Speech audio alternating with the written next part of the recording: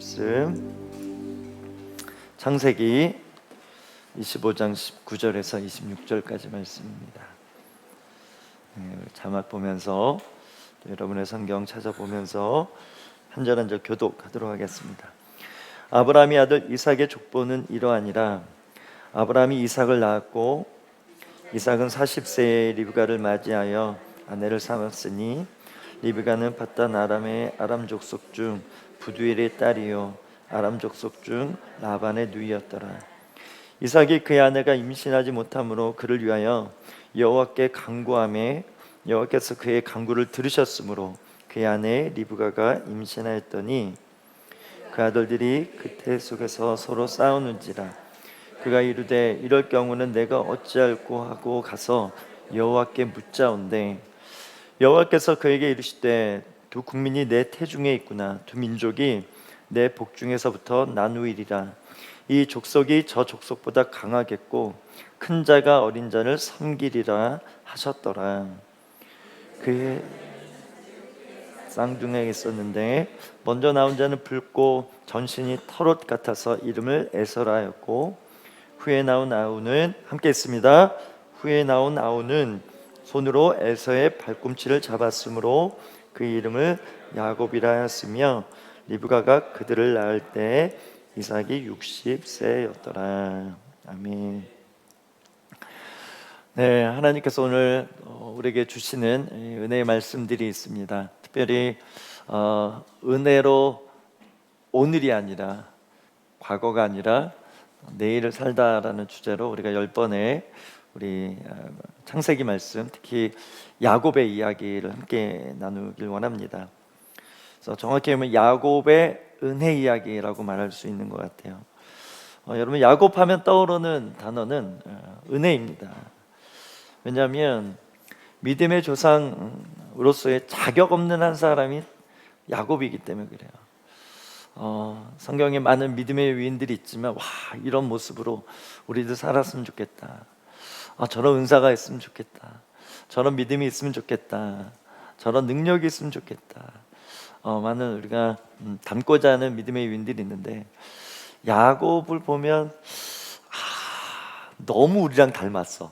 그래서 친근감은 있어요. 도리어 그래서 공감이 일어나고 야곱도 하나님이 이렇게 믿음의 조상으로 세운다면 우리 또한 비록 연약하고 부족하지만 나의 어떠함이 아니라 하나님의 은혜 때문에 내가 변화될 수 있구나, 내가 달라질 수 있구나, 이런 믿음을 갖게 됩니다. 우리 옆 사람 한번 당신 달라질 수 있어요 이렇게 얘기해 주세요. 당신 달라질 수 있어요. 우리가 너무 변하지 않다 보니까 안 되나 보다, 사람 안 변하는구나, 이렇게 이제 이야기하고 생각할 때가 있는데 오늘 10번의 이 은혜 시리즈를 통해서 바뀌는구나. 다만 하나님께서 존중하셔서 우리가 가진 언어, 우리가 가진 여러 모습들이 있지만 그 있는 중에 완전히 우리를 그냥 다 우리가 가진 기질, 심지어 기억까지 없애셔서 과거의 모든 쓴뿌리, 상처를 기억하지 못하게 해서 새롭게 사는 인생이 아니라 그런 어려움, 우리의 발목을 붙드는 과거의 모습이 있지만 그럼에도 하나님의 능력으로 새롭게 하시는 변화된 우리의 모습이 있다는 것을 여러분 꼭 기억하시기 바랍니다. 오늘 첫 번째, 은혜의 선택입니다. 여러분 은혜의 시작은 언제일까요? 여러분에게 은혜가 임했는데 그 시작점은 어디일까요? 하나님께로부터죠. 하나님의 선택에서부터 은혜의 시작은 되었다라고 봅니다. 우리 19절에서 21절 제가 읽어보겠습니다. 아브라함의 아들 이삭에 대한 기록은 이게 갑자기 안 바꿨군요. 우리말 성경 옛날 거 버전이 적혔네요.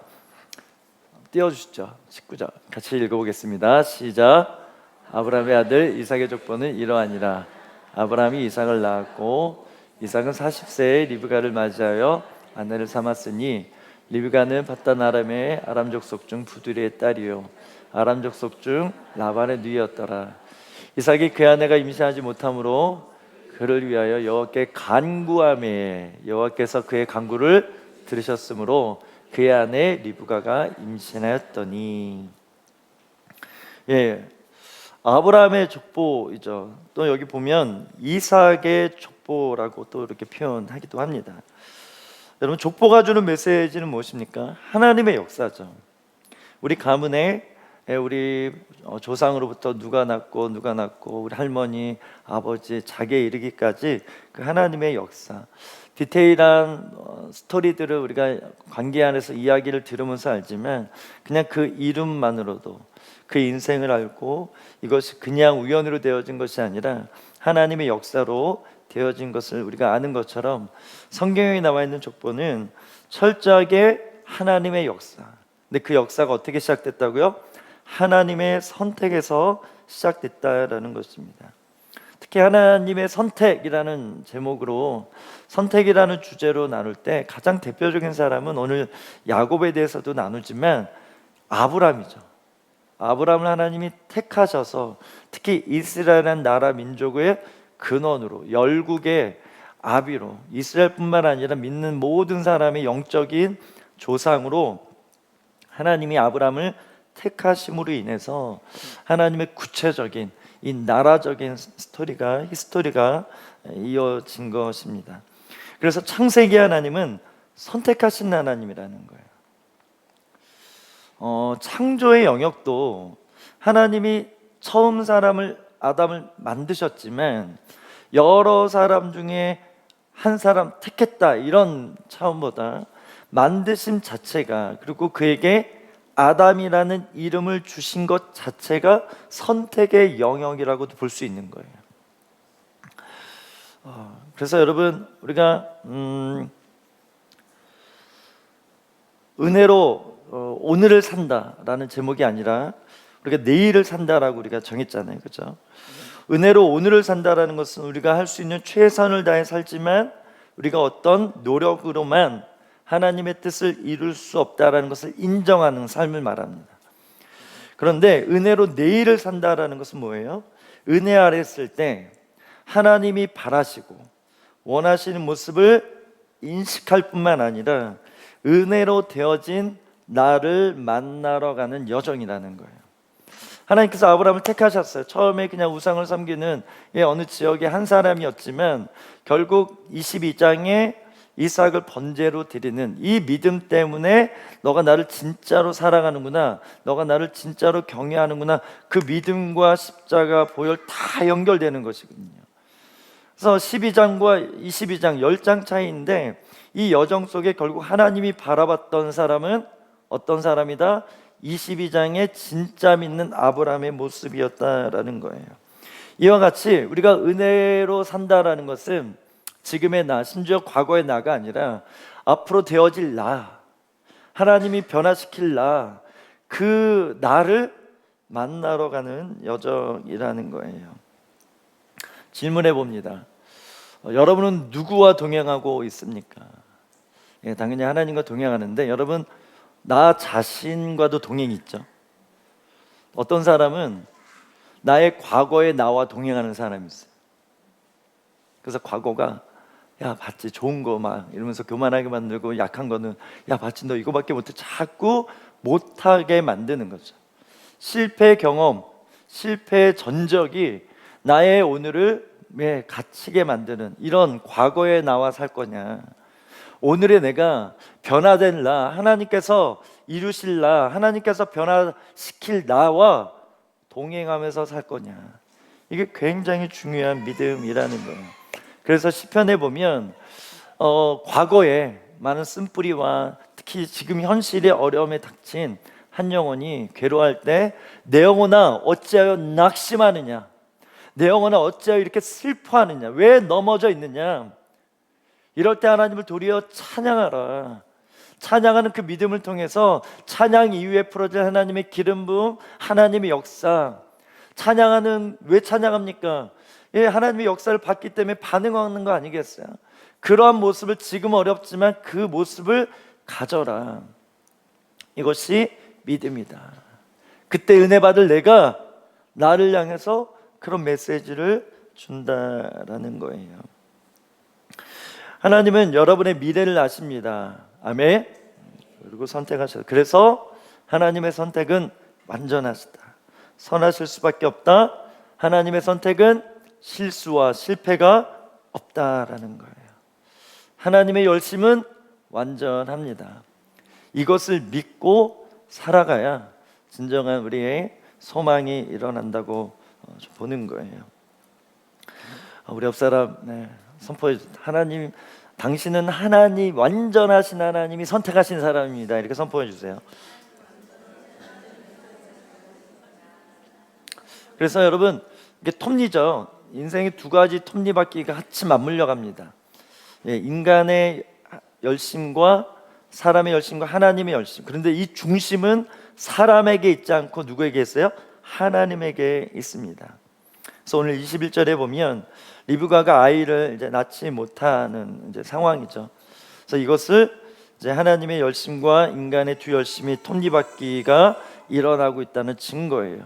그래서 기도하죠. 주님, 아이를 낳고 싶습니다. 우리가 일반적으로 살아가면서 여러 가지 기도 제목을 가지고 기도하는 것은 나쁜 게 아니에요. 잘못된 게 아니에요. 하나님의 열심히 풀어질 거니까 우리는 가만히 있으면 돼. 아무것도 안 해도 돼. 아닙니다.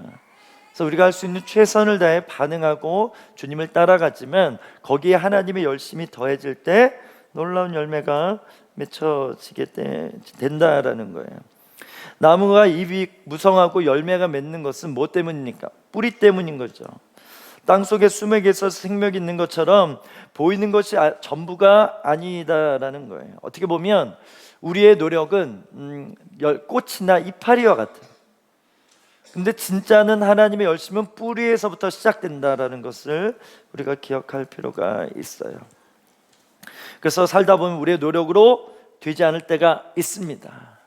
우리의 열심이 나의 한계치는 여기구나 라고 낙심될 때가 있다라는 거예요. 근데 그것만으로 여러분 결정하고 그것만으로 여러분들이 포기하면 안 되는 이유가, 보세요. 우리가 겨울에 우리가 실내에서 이파리들이 잘 자라지만 겨울에 자연에 있는 많은 산에 있는 나무들이 이파리가 다 떨어집니다. 겉으로 보면 죽은 나무랑 똑같아요.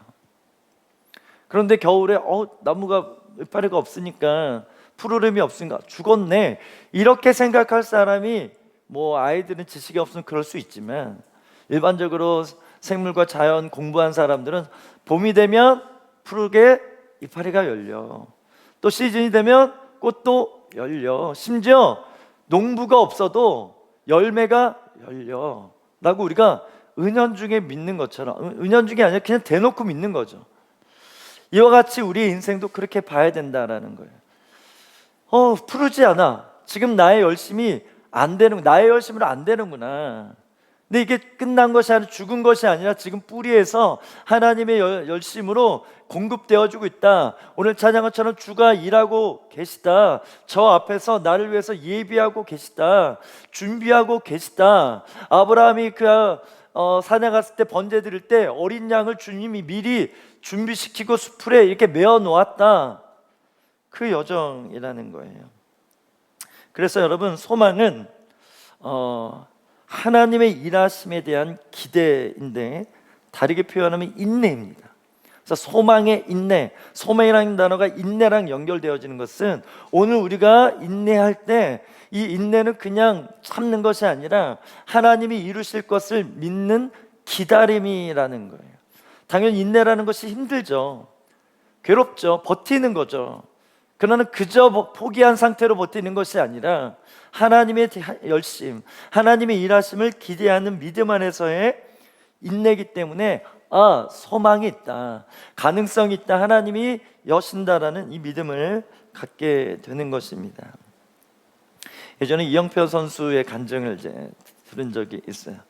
그가 이제 축구를 잘하기 위해서 2단 줄넘기라고 해서 하루에 1000개를 이제 하는 거예요. 그래서 처음에는 1000개가 너무 힘드니까 100개씩 나누는데 한 2년 되니까 한 번도 쉬지 않고 1000개를 할 수 있는 그 실력이 된 거예요. 그래서 그 1000개가 넘을 때 자기가 알았다. 자기가 공을 몰고 우리가 2002년 세대들이요, 할렐루야, 우리가 4강 때 봤잖아요. 예린이 몇 년생이지? 2002년생. 어우, 네. 그랬구나. 내가 늙었구나. 그렇게 국가대표 되기 전에 여정인 거죠. 그래서 그렇게 마음 먹고 근데 그럼에도 자기네 이제 학교 가면 잘하는 축구팀이었던 것 같아요. 그래서 국가대표 여러 개 있고, 그래서 그래도 안 되는구나. 이렇게 해도 내 노력은 안 되는구나. 근데 어느 날 3개월 후에 갑자기 올림픽 국가대표가 되고 3개월 후에 또 전체 국가대표가 되고, 그래서 2011년까지 은퇴하는 그날까지 계속 국가대표로, 올림픽 4강의 영화로움도 경험하고 지금도 영향력있는 축구인으로서 쓰임받게 되더라.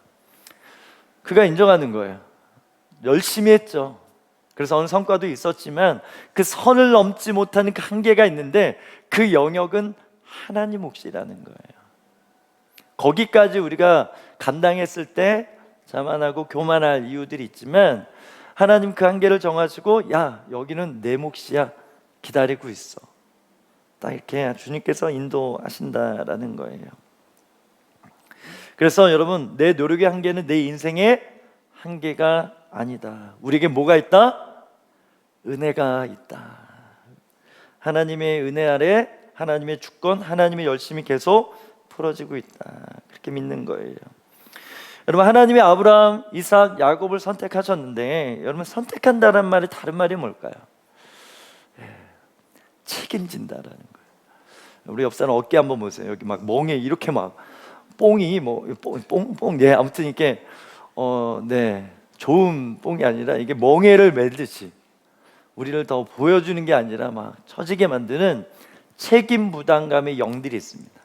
제가 축사 사역할 때 특히 가장들, 사업하는 사람, 진짜 저처럼 목회하는 사람들, 어느 회사에서 굉장히 윗사람에게 핍박받으면서 업무를 진행하고 많은 이런 스트레스들, 감당해야 될 매출의 몫이 있고 이것을 메꾸기 위해서 사업하는 많은 분들의 이 어깨에는 책임 부담이 있어요.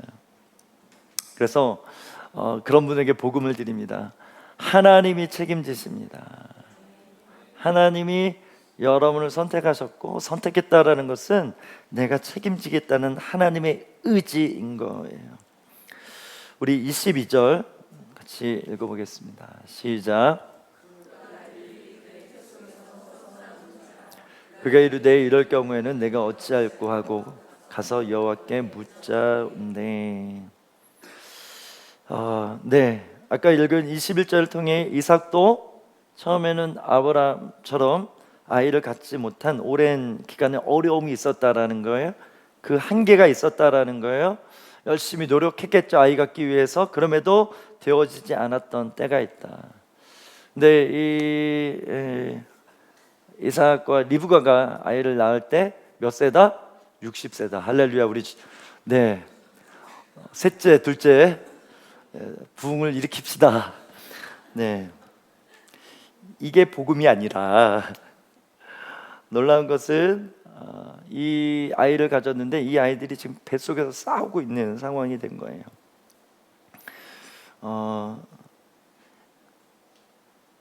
하나님께서 주신 축복이지만 또 문제가 일어난 거예요.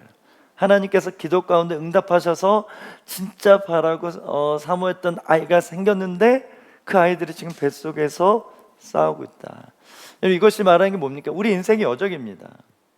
하나 응답이 돼서 와, 그런데 또 앞에 또 문제가 있을 수 있다. 그러면 또 우리는 하나님 날 사랑하지 않나? 내게 또 날 고생시키려고 하나? 이런 생각을 하게 되는데, 여러분, 우리의 믿음 중에 여러 가지 믿음의 프레임, 믿음의 관점이 있는데 이 루틴이 있다라는 거예요. 항상 좋을 수만은 없고 또 그렇다고 항상 나쁠 수는 없다라는 거예요. 그래서 롤러코스터처럼 올라갔다가 우와 내려갔다가 하다가 올라갔다가 시험 쉬었다가 계속 내려가면 정신이 있습니다. 주님이 이걸 너무나 잘 아신다라는 거예요. 속도 조절하고 굴곡을 조절하십니다. 그래서 22절에 아이들이 태 속에 싸우니까 이 리브가가 뭐합니까? 기도합니다. 어찌할꼬 여호와께 묻자온대. 오늘 이 기도가 풀어지길 주 이름 축복합니다. 그래서 이 싸우다라는 단어가 라짜쯔라는 단어인데 때려 부수거나 학대하는 모습 같은 아주 폭력적인 다툼을 이제 말합니다. 그래서 나중에 이제 에서를 통해 나타나는 믿음의 에돔 민족인데 에돔과 이 야곱을 통해 태어난 이스라엘 민족과의 전쟁이 나중에 어마어마하게 일어납니다. 그러니까 역사적인 그냥 개인 간에 뭐 다퉜다 성경에는 그 정도 나오지만 이것이 나중에는 큰 전쟁 수만 명이 죽어나가는 그 사건으로 확장되어지는 거예요. 그래서 성경은 개인적으로도 있지만 민족적으로 우리가 개인적으로 내 문제 놓고 기도하지만 이것이 확장되어져서 이 도시, 이 나라를 향한 연결되어지는 포인트들이 그렇게 맞물려 있다라는 것입니다. 그래서 이런 갈등, 이런 충돌, 여러분 삶 가운데 갈등이 있으시죠? 충돌이 있을 수 있죠? 이럴 경우 내가 어떻게 해야 됩니까? 이렇게 기도하는 거예요. 여러분 성령 인도하는 삶에 여러 가지 모습들이 있는데 예를 들어 이런 거예요. 아이들이 싸우고 있어요. 우리가 평화롭게 우리 어린들 여기서 예배 드릴 때 저쪽에 이제 우리 아이들 시드 예배 드리는 공간에서 전쟁이 일어납니다, 여러분. 애들끼리 뭐 치고받고 난리 나고 다치고 막 그런 일들이 지금 일어나고 있어요. 우리가 주의하고 잘 관리할 필요가 있어요. 예를 들어서 어떤 두 아이가 싸웠어요. 그러면 우리는 본능적으로 어떻게 합니까? 오 말리잖아요, 그죠? 싸우면 안 된다라는 그 인식이 있고 싸우면 나쁜 거, 싸우면 안 되는 거. 그래서 일단 말리죠. 그러면서 그 이후에 조치가 있는데 싸움을 말리지 말라가 아니라 성령의 인도함이 필요할 때 어디까지 물어봐야 되냐면 싸우고 있으면 더 싸워봐. 야 말로 하지 말고 때려. 뭐 이런 거 있잖아요. 제가 그렇다는 게 아니에요. 예를 들어서 그 방법도 있을 수 있다라는 거예요. 하나님이 무조건 싸우면 말리기만 하시는 분이 아니라 냅두시는 분일 수도 있다라는 거예요. 성령의 인도함 받을 때 우리가 본능적으로 어떤 상황이 생기면 딱 들어가서 이게 아니라 주님 싸움을 붙여라가 얘기하는 게 아니에요. 포인트 뭔지 알죠? 싸울 때 주님은 어떻게 해야 되죠? 이렇게 물어보는 게 성령의 인도함 받는 삶의 모습이라는 거예요. 문제가 섞였을 때 문제를 무조건 해결하기 위해서 달려드는 것이 아니라 자녀들 문제가 어려움이 있을 때 엄마가 다 해줄게 이게 아니라 성령님 어떻게 해야 되죠? 그 가운데 주시는 감동과 인도하심과 믿음의 관점들이 있을 수 있다라는 거예요. 우리 옆 사람에게 한번 선포해. 모든 것에 양면이 있습니다. 이렇게 한번 이야기해 주세요. 이 말은 누가 했을까요? 통찰 이상진 선생님. 할렐루야. 진짜로요. 제가 특히 개척하고 1년 반 됐는데요. 1년 반 안에 제 목회 철학들이 만들어지더라고요. 모든 것에 양면이 있다. 좋을 때 너무 좋잖아요. 양면 다른 면, 부정적인 면이 있어요. 안 좋은 면이 있어요. 또 다른 문제들이 시즌 서건 1에서 없던 문제들이 지금 여기저기서 막 드러나고 있죠. 그래서 문제가 많아. 이거 안 좋은 건 아니죠. 이 문제 때문에 생겨난 이 좋음이 얼마나 많은지 몰라요. 그런 관점으로 봐야 성공이 금요일에도 얘기했지만 성공과 실패가 아니라 성공과 과정만 있다. 그래서 모든 과정을 통해서 실패 같아 보이고 실수 같아 보이지만 이 과정을 통해서 하나님의 선이 이루어진다라는 그 관점을 가져야 모든 것을 기다릴 수 있고 모든 것을 품어낼 수 있고 원망, 불평, 부정적인 감정이 아니라 그때에도 하나님의 선하심을 하나님의 인자하심이 정녕 나를 따르고 있구나. 지금 부족한 것 같은데 주님은 내 잔이 넘치나고 너의 잔이 넘치고 있다. 이런 말씀을 주신 이 언밸런스가 이해가 된다라는 거예요. 그래서 여러분 계속 도전합니다. 모든 상황에서 성령님 어떻게 하면 되죠? 여호와께 묻자온대. 성령님께 묻자온대. 무슨 말하기 전에 어떤 행동하기 전에 오랜 시간 동안 성령님 안에서 컨펌 받고 그 컨펌하신 대로 믿음의 예언적 행위를 통해서 하나님의 확증, 하나님의 일하심을 드러내는 것, 이것이 워시퍼스 성도들의 사명이고 모든 성도들이 누려야 될 은혜인 줄 믿습니다. 이것이 우리 삶이 안전하다는 이유입니다. 23절입니다. 같이 읽어볼까요? 시작. 여호와께서 그에게 이르시되 두 국민이 내 태중에 있구나. 두 민족이 내 복중에서부터 나누리라. 이 족속이 저 족속보다 강하겠고 큰 자가 어린 자를 섬기리라 하셨더라. 리브가의 질문에 하나님의 답변입니다.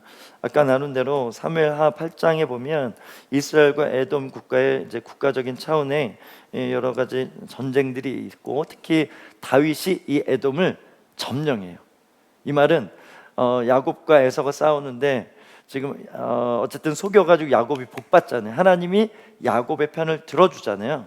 이것의 응답이 다윗을 통해 또 풀어진다라고 우리가 알고 있습니다. 그래서 오늘은 그냥 에서와 야곱의 관계적인 면만 좀 살펴보기 원해요. 여러분, 두 가지 측면인데 하나님의 선택의 관점과 선택받을 이유의 관점이 있어요. 오늘 은혜의 선택이잖아요. 그래서 금요일날 너무나 소중한 메시지 나눴습니다. 금요일날 영상 꼭 보셔야 됩니다, 여러분. 그래서 하나님이 그냥 정하셨다. 이거는 물어볼 게 없어요. 하나님은 완전해. 이래서 완전해가 아니라 그냥 존재 자체가 완전해. 하나님은 왜 존재하세요? 이런 질문이 가능할까요? 네, 가능하지 않아요. 그래서 I am who I am, 나 스스로 있는다. 이렇게밖에 표현이 안 되는 분이 하나님이세요. 그럼 하나님 누가 만드셨어? 그럼 누군가 또 있는 거잖아요. 그런 개념이 아니라는 거예요. 그냥 모든 것의 원래고 시작인 하나님이 그 완전하시고 전능하시고 무한하시고 어디나 다 계시고 거기에 사랑과 공의와 거룩과 선하심과 성실하심과 이 모든 것을 완벽하신 하나님이 누군가를 선택했다. 이런 관점이 있고요. 두 번째 관점은 하나님이 선택하실 수밖에 없는 이유에 대해서 성경은 또 이야기해요. 하나만 있지 않고 두 개가 있는 거예요. 그래서 이 두 가지 관점으로 나의 인생을 보는 게 중요하다라는 거예요. 그래서 오늘 이 본문에는 이 두 번째 관점과 첫 번째 관점이 섞여 있습니다. 특히 두 번째 관점에서 큰 자가 어린 자를 섬기리라. 그래서 나중에 야곱이 이제 야곱과 에서가 이제 앞으로 살아갈 날들에 대해 말해주고 있는데, 왜 하나님은 야곱을 더 강하게 하셨고 에서가 야곱을 섬기도록 하셨는가? 이렇게 질문을 할 수 있는 거잖아요. 그러니까 하나님 운명을 딱 정해놓고 무조건 에서는 야곱을 섬겨야 돼. 지금 뭐 야곱이 속여가지고 나중에 우리 다 풀어낼 거예요. 그래서 장자꽃도 얻고 막 이렇게 너무 힘들어가지고 야 장자권이 다 필요 없어, 그냥 장자권 너가 가져 이러면서 장자권을 취했고 또 아버지의 축복을 속여가지고 받아낸 야곱 아니겠습니까? 그런 모습 이전에 하나님이 벌써 큰 자가 어린 자를 섬기리라 이렇게 말씀하고 선포하고 계신 거예요. 이런 말이 있어요. 무엇을 선택하는 것을 보며 그 사람을 알게 된다. 하나님도 마찬가지입니다, 여러분. 하나님이 어떠하신 분인가 아는 것은 그분이 무엇을 선택하는가, 누구를 주목하는가를 보면 어느 정도 하나님은 이러신 성향이구나, 이러하신 분이구나 알게 되는 거예요. 그 중에 가인과 아벨도 있고 또 아론과 모세도 있고, 특히 우리가 이번 주부터 나눈 이 다윗 시리즈 전에 사울과 다윗, 특히 오늘 본문에 에서와 야곱 이렇게 있어요. 왜 야곱을 먼저 선대하셨을까? 왜 야곱을 선택하셨을까? 그 이유를 따져본다면 첫 번째 관점, 따질 이유가 없다라는 거. 하나님이 정하신 거니까 완벽해. 근데 따져본다면 하나님은 어떤 사람을 더 선호하시나? 자신의 능력, 자신의 마음, 자신의 사랑, 자신의 자신됨을 드러낼 자들을 주님이 선택하신다라는 거예요. 그래서 에서에 대한 특징, 붉고 털이 많고 아주 남성적인. 그래서 이삭이 어땠는지 모르겠지만 뭐 이런 관점들, 이삭이 그렇지 못했기 때문에 그런 자기와 다른 에서의 모습을 더 좋아했다. 그렇게 이제 볼 수도 있고요. 세상적으로도 특히 뭐 요즘 뭐 이렇게 얌전하게 생겨서 열심히 잘하고 뭐 그래서 능력인 사람 있지만 야생의 시대, 사냥하고 뭐 이게 팔뚝 두껍고 막 무기 잘 다루고 이런 사람이 더 인정받는 세대 차원에서는 에서가 사람 보기에 좋았다라는 거예요. 성공한 사람 모습과 같다라는 거예요. 그런데 야곱은 그렇지 않았어요. 그런데 그럼에도 하나님은 에서가 아니라 야곱을 선택한 이유, 그 이유가 뭘까? 하나님의 선택의 기준은 자신을 잘 드러낼 사람인가 아닌가를 본다라는 거예요. 저를 따라서 한번 고백하겠습니다. 하나님은 자신을 온전히 드러낼 사람을 선택하신다. 우리 고린도전서 1장 27절 28절입니다. 같이 읽을까요? 시작.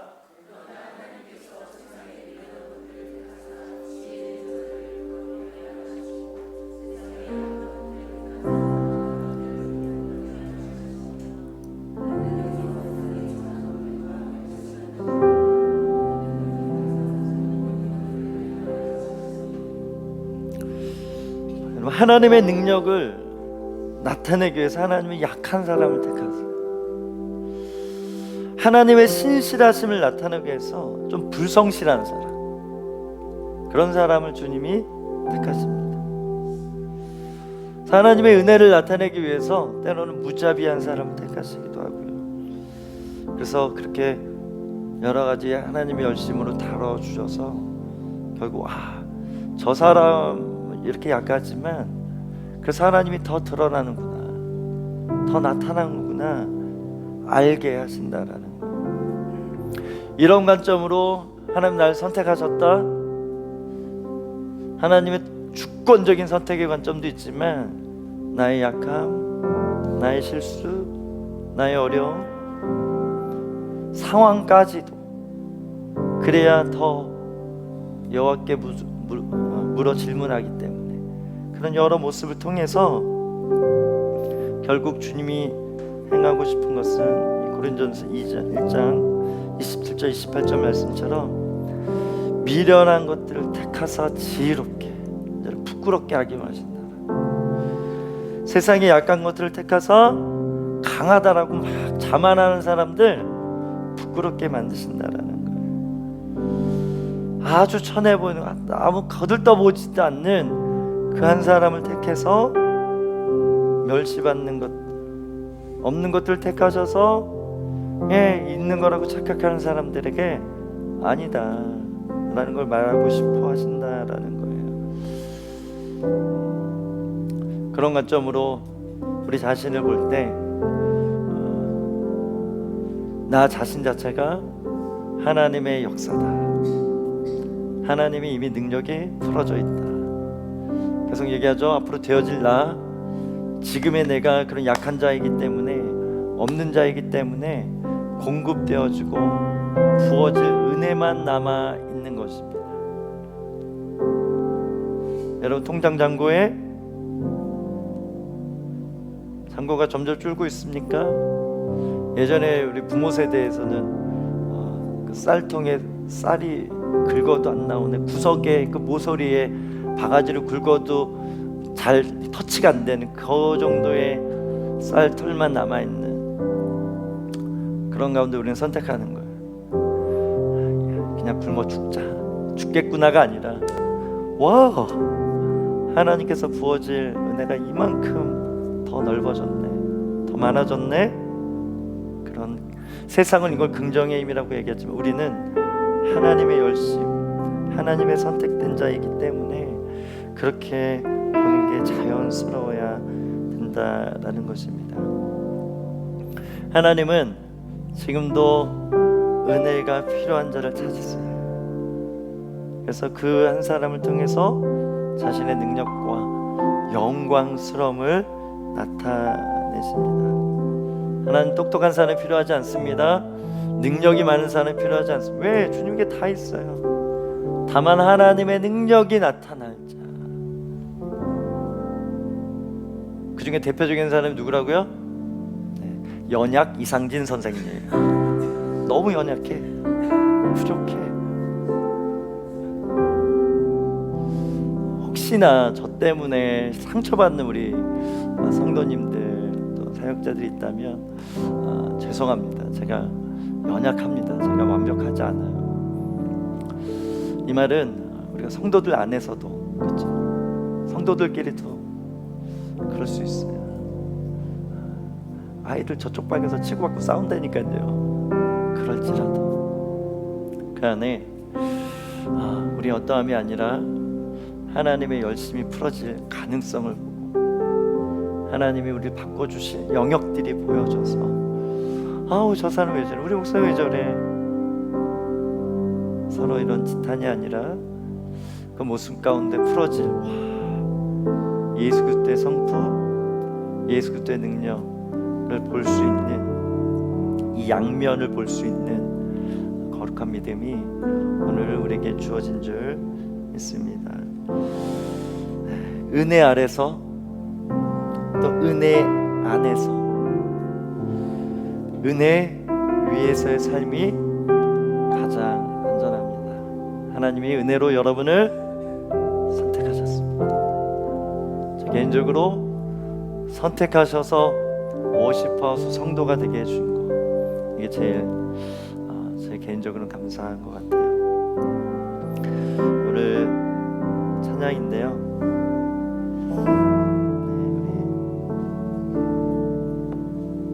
샬롬이라는 노래를 했어요. 이 찬양으로 여러분 삶이 어떤지 잘 모르겠지만 들으셔도 되고 아시는 분은 부르셔도 되는데 그냥 은혜 아래 샬롬, 샬롬, 나 샬롬이구나. 주님이 볼 때 넌 샬롬이야. 지금 에서와 야곱이 막 싸우는 것 같지만 샬롬이야 라고 보시는 하나님의 음성을 들어보기 바랍니다. 샬롬, 샬롬, 샬롬, 샬롬, 샬롬, 내 두려워 말아라. 나의 아들, 나의 딸아, 안심하라. 샬롬, 샬롬,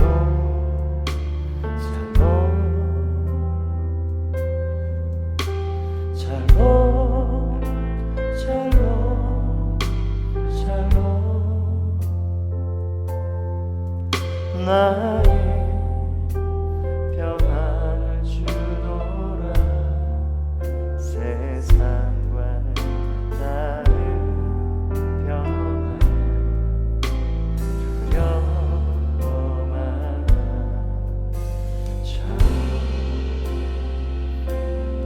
함께 일어나 고백합니다. 샬롬,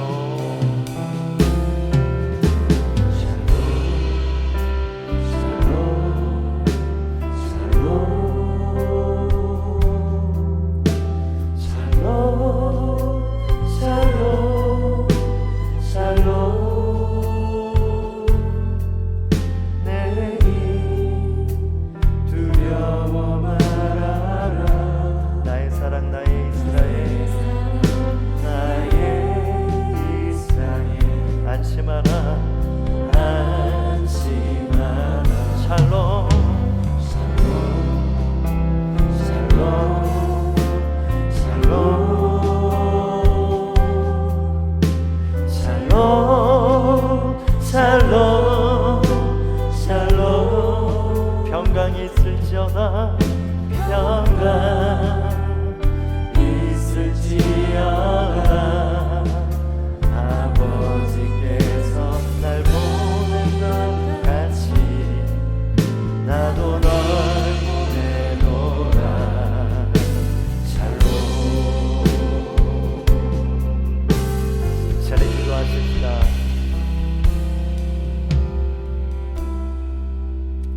샬롬은 어떤 나의 느낌, 나의 상황, 나의 상태가 아닙니다.